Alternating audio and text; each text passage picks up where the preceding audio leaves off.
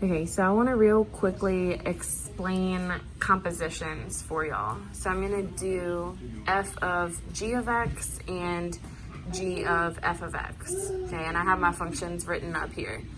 So f of g of x can also be written f of g of x like that. Okay, now this instance, normally this would be f of x, but here it says g of x. So that means that for all of these, we are replacing x, okay, in my function for f of x, replace all of the x's with g of x. So where this says 2x plus 1, right here, I'm plugging in my g of x, okay, x squared minus 2.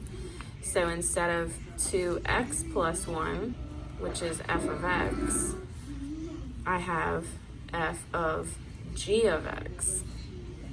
Okay, so right here, I'm plugging in g of x. Okay, so 2, g of x goes here for x, which was x squared minus 2.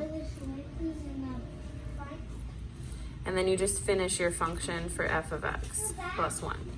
Okay, and then you would distribute the 2, so on and so forth.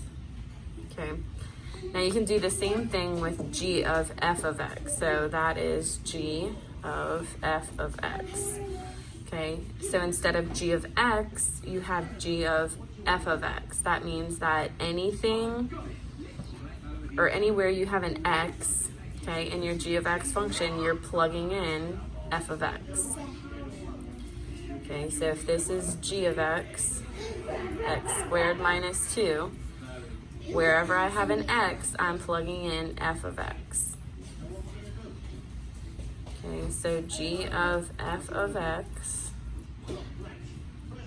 the very first thing I have is an x squared, okay, but that needs to be f of x squared. So that's 2x plus 1 squared, okay, minus 2.